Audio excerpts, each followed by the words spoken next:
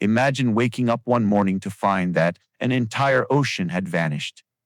Not dried up, not slowly receded, simply gone, replaced by a vast, featureless plain with no record of what once existed beneath it.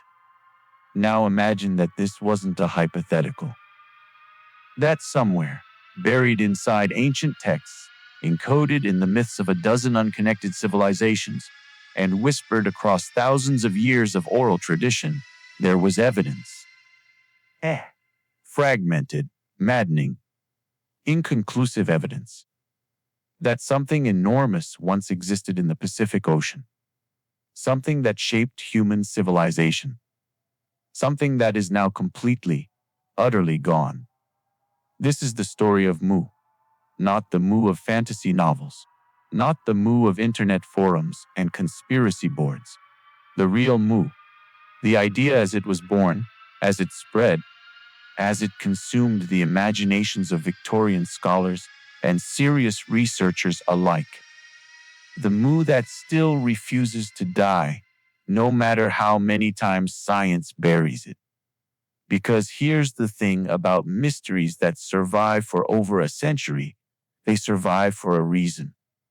Sometimes that reason is that the evidence is too compelling to dismiss. And sometimes it's because human beings are fundamentally drawn to the idea that the world is older, stranger, and more magnificent than the textbooks suggest. By the end of this, you'll understand exactly why the lost continent of Mu has haunted us, and why, despite everything we now know about the ocean floor, about geology, about ancient migration, the question still echoes. What if we've been wrong about how old civilization really is? Before we go any further, consider something strange. If Mu never existed, then one of the most persistent mysteries in human history becomes surprisingly difficult to explain. Why do cultures separated by thousands of miles tell stories about lost homelands swallowed by the sea? Why do flood legends appear again and again across civilizations that had no known contact with one another? Why do some of the world's most isolated cultures preserve memories of places that no longer exist? And perhaps most importantly, why does every generation seem to rediscover the same idea? A great civilization, a forgotten homeland, a world that disappeared beneath the waves. For more than a century, researchers have tried to answer those questions. Some approach them as historians, others as archaeologists, others as dreamers chasing a mystery they believed could rewrite human history. Most failed, yet the mystery survived, because every time science appeared ready to close the case, something unexpected happened. A new archaeological discovery, a drowned landscape, a forgotten migration route, an ancient site that seemed older than it should be. The deeper researchers looked into humanity's distant past, the stranger that past became. And nowhere is that mystery more powerful than in the Pacific Ocean. An ocean so vast that it covers nearly a third of Earth's surface. An ocean filled with isolated islands, unexplained traditions, undeciphered writing systems, and stories of lands that vanished long ago. Somewhere within those stories, believers claimed, was the memory of Mu. Not merely a lost island, not merely another Atlantis, but the birthplace of civilization itself. A claim so extraordinary that modern science rejected almost immediately. And yet, more than 100 years later, people are still arguing about it. To understand why, we need to go back to where the mystery began. The story of Mu begins not in the Pacific and not in antiquity, but in a library. Specifically, with a manuscript written in the Yukon Peninsula in the 16th century, and a 19th century British Army officer who became so obsessed with it that he convinced himself he had uncovered the secret origin of all human civilization. In the late 19th century, an eccentric researcher named Augustus Laplongeon became convinced that ancient Mayan texts contained the story of a forgotten homeland called Mu. Most scholars disagreed, but the idea had already begun to spread. The name Mu traces, at least in part, to Charles Etienne Brasseur de Bourbourg, a French abbé who, in the 1860s, had attempted to decode the Toronto Codex, one of the few surviving Maya manuscripts. Brasseur believed he found within it a description of a great catastrophe, a land that sank beneath the sea in a convulsion of volcanic fire. He called this land Mu, a phonetic fragment he extracted from his translation. Later linguists would conclude that his decipherment was deeply flawed. But by then, the word was already in circulation. The idea had already taken root. It took a man named James Churchward to transform Mu from an obscure Victorian footnote into one of the most captivating alternative history theories of the 20th century. Beginning in 1926, Churchward published a series of books that read less like scholarship and more like revelation.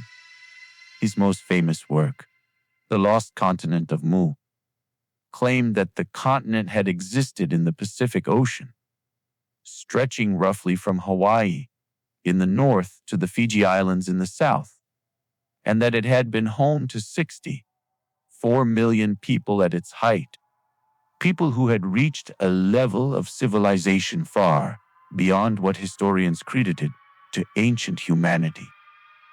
How did Churchward know this? He claimed that while serving in India during a famine, he had befriended a temple priest who revealed to him a set of ancient clay tablets called the Nakal tablets.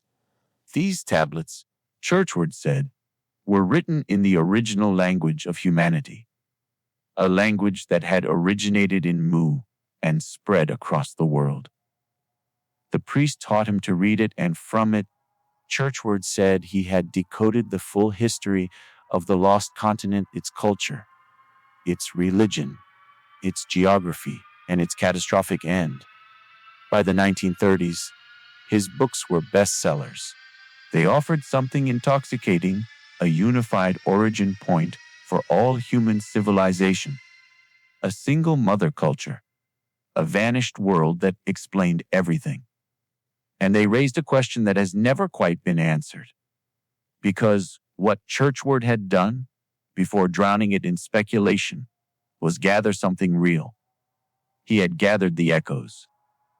Before we examine whether Mu could have existed, we have to understand why so many people across so many centuries have believed that as something existed, something now gone.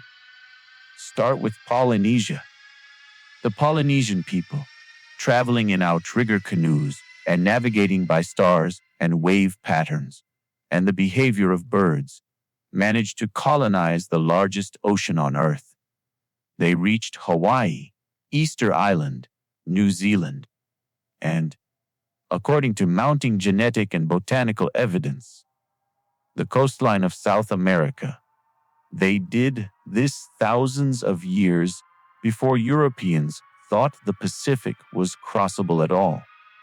And wherever they settled, they carried with them an oral tradition that almost universally spoke of a homeland somewhere beyond the horizon.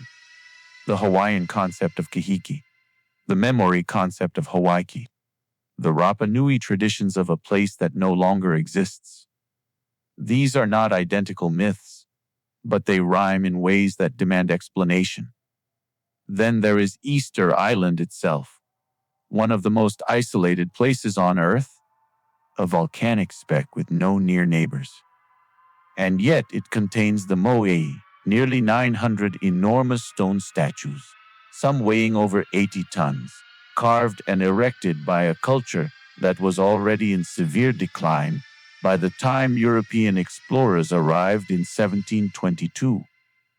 How a small, isolated population built these structures, and why, in a place with almost no resources, remains a genuine subject of debate among archaeologists. Supporters of Mu pointed to the Moai as evidence of cultural inheritance from a greater civilization. They also pointed to the Rongorongo script, an undeciphered writing system found on Rapa Nui that bears no clear relationship to any other known script, and which remains, to this day, one of the few genuinely unread writing systems in the world. No one knows what the Rongorongo tablets say. Meanwhile, researchers observed that parallel serpent traditions appear independently across cultures that should have had no contact with each other. The Nagas in Hindu and Buddhist tradition, Quetzalcoatl among the Aztec, Kukulkan among the Maya. Churchward and his followers saw in this a common inheritance from Mu. Critics pointed to the universal human tendency to mythologize powerful animals. The argument has never been fully settled either way. The most scientifically grounded piece of evidence cited by Mu proponents is the existence of genuine sunken lands. Sunderland, the enormous landmass that once connected mainland Southeast Asia with Sumatra, Java, Borneo, and Bali during the last ice age, when sea levels were far lower than today, was home to human populations. It was drowned by rising seas approximately 10 to 12,000 years ago. This is accepted geology, and it raises, quite legitimately, the question of what was lost when the seas rose. What accumulated human knowledge went beneath the waves before anyone was writing things down? Stephen Oppenheimer, in his 1998 book As Eden in the East, argued using genetic data and flood mythology analysis that the drowning of Sunderland was a catastrophe that echoes in the myths of Mesopotamia and India, including, possibly, the Garden of Eden itself. Oppenheimer was not arguing for Mu, but he was arguing that the memory of a real drowned world survived in civilizations that inherited it. That is a different claim, and a far more defensible one. This is the razor's edge on which the mystery of Mu balances. On one side, genuine lost lands, genuine cultural migrations, genuine mysteries that mainstream archaeology hasn't fully resolved. On the other, a century of embellishment and claims the evidence simply cannot support. Modern geology does not leave much room for Churchward's version of Mu. A continent of the size he described cannot simply sink into the Pacific. The ocean floor there is what it should be: ancient basaltic oceanic crust, with no evidence of the submerged continental structures you'd expect from a drowned landmass. Systematic ocean floor mapping carried out in the decades after World War II found nothing. The Nakel tablets, Churchward's primary source, the foundation of his entire theory, have never been produced. No independent scholar has ever seen them. No Indian temple archive has confirmed their existence. Historians of India have found no trace of any Nakel tradition anywhere in South Asian religious scholarship. Without the tablets, the edifice collapses. The translations of the Troano Codex that gave rise to the name Mu fared no better. The Maya script, now substantially decoded thanks to the work of Yuri Norozov and subsequent epigraphers, contains dynastic histories, astronomical calculations, and religious rituals. Extraordinary in their own right, but nothing resembling a description of a sunken Pacific homeland. And yet, just as science was closing those doors, it was quietly opening others. The genetic record of Pacific Islander populations continues to produce results that surprise researchers. The settlement of the Pacific was far more complex than a simple migration from west to east. There were back migrations. There were encounters between populations that, by conventional models, should never have met. Genetic studies published in 2020 in the journal Nature confirmed ancestral contact between Polynesians and populations from northwestern South America, contact that happened centuries before any European crossed the Pacific.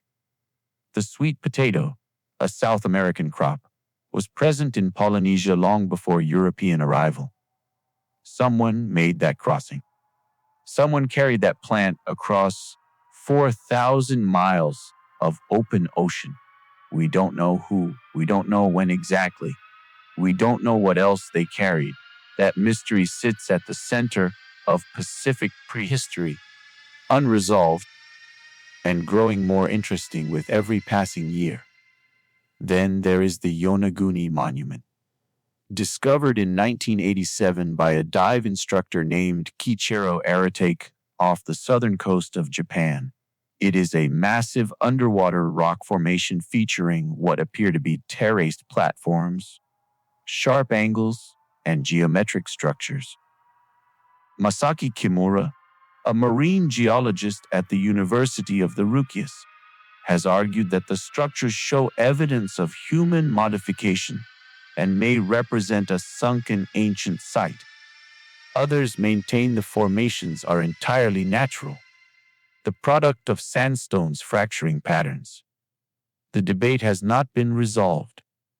The monument lies roughly 25 meters underwater in a location that would have been above sea level approximately 10 to 12,000 years ago. It is not Mu, but it is exactly the kind of evidence that keeps the spirit of the question alive. The idea of Mu eventually escaped scholarship entirely and became something else: mythology, a peculiarly modern mythology, assembled from real fragments of genuine mystery and shaped by the longing for a history more ancient and more magnificent than the one we can prove. Helena Petrovna Blavatsky, founder of Theosophy, had incorporated lost continent theory into her cosmological system in The Secret Doctrine years before Churchward's books appeared. Mu became entangled with Lemuria, another proposed lost land, until the two names were used almost interchangeably in esoteric literature.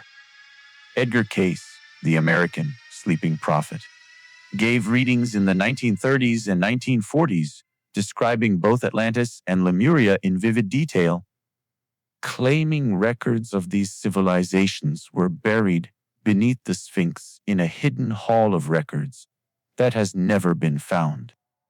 Some of his predictions about underwater discoveries near Bimini in the Bahamas led to genuine archaeological investigation and to formations now known as the Bimini Road, linear arrangements of submerged limestone blocks whose origin, natural or artificial, remains contested.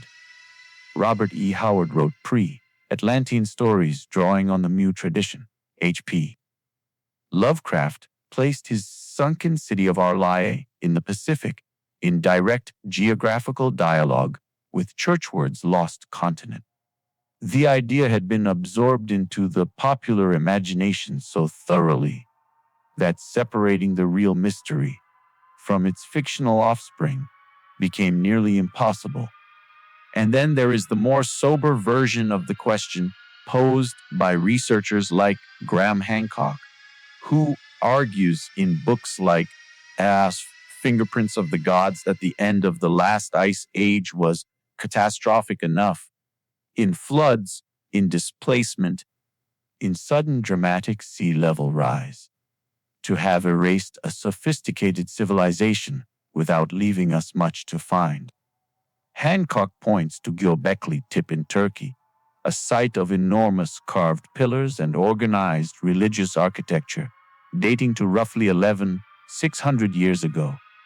thousands of years before Stonehenge, thousands of years before the first Egyptian dynasties, as evidence that human organizational complexity is older than the standard timeline acknowledges. He is not arguing for Mu. He is arguing that we keep being surprised by what we find, and that the surprises keep pointing in the same direction backward. Some researchers point to what might be called the destruction of the record itself, the burning of the Mayan codices by the Spanish Bishop Diego de Landa in 1562, an act he later described with some regret, eliminated an unknown quantity of indigenous knowledge. Whatever the Maya knew about their own deep history, much of it is gone. The Library of Alexandria represents another genuine loss, more complicated than the popular narrative, but no less real. These are not conspiracy theories. They are documented historical events, and they feed a legitimate question. How much do we not know simply because it was destroyed before we thought to preserve it? So where does all of this leave us? There was no 64 million person continent in the Central Pacific that sank within human history. The geology doesn't permit it. The ocean floor doesn't show it. The tablets Churchward based his theory on have never appeared. The decipherments that gave Mu its name have been overturned. But here is what is also true. There were genuine lost lands, drowned by rising seas at the end of the last ice age, and we have almost no archaeological record of the people who lived on them, because their settlements are underwater, and underwater archaeology is extraordinarily difficult and expensive. The stories those people told about floods and sunken homelands may have survived in the mythologies of their descendants. The parallel flood narratives found across dozens of unconnected cultures are real. The question of what they remember is genuinely open. The complexity of ancient Pacific migration is still being resolved. The genetic evidence continues to accumulate and continues to surprise. The idea that the Pacific was home to civilizations of extraordinary sophistication, capable of feats of navigation and organization we are still working to fully understand, is not fringe. It is consensus. And what Churchward and Le Plongeon did was take those genuine marvels and bury them under a layer of invention. They flattened a rich, complex, multi-layered human story into a single origin myth that was, paradoxically, less interesting than the actual history. That story doesn't need Mu to be extraordinary. It already is. And yet the mystery survives because it is asking underneath all its embellishments a question that science has not yet fully answered. What did we lose when the ice melted? How much human history is sitting on continental shelves, underwater, waiting to be found? How many languages, how many traditions, how many accumulated centuries of knowledge went beneath the waves before anyone thought to write anything down? Every few years, a discovery pushes the boundary of known human complexity further back. Geo-Beckley tip. The Denisovan genome. The underwater surveys off the Southeast Asian coasts. Each one a reminder that the story of humanity is longer and stranger than the version we thought we knew. And perhaps that is why Mu refuses to disappear. Not because the evidence proves it existed, but because every decade seems to uncover something that should not be there. A forgotten monument, an unexplained migration, a drowned landscape, a piece of human history discovered in the wrong place and at the wrong time. Each discovery closes one mystery and opens another. For more than a century, researchers have tried to bury Mu, Yet the questions that created Mu in the first place remain stubbornly alive. Not because we have found a lost continent, but because we keep finding fragments of a past that appears larger, older, and more complicated than we once believed possible. The lost continent of Mu is not real, not in the way James Churchward described it. But the question it represents is real. The longing it expresses is real.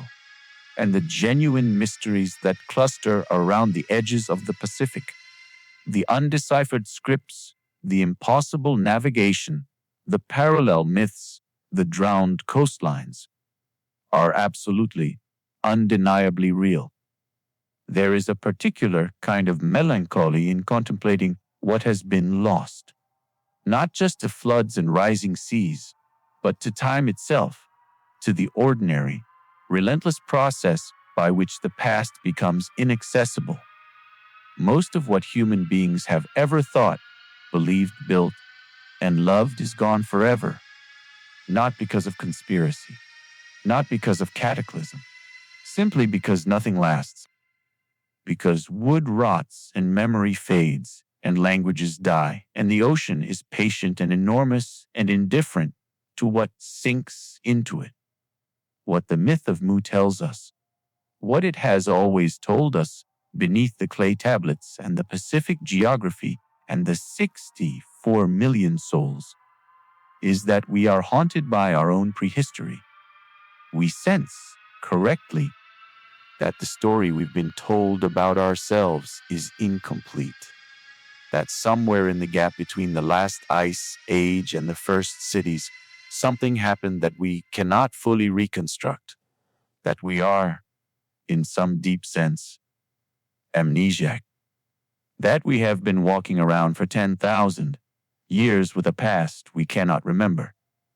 Maybe that past holds a continent.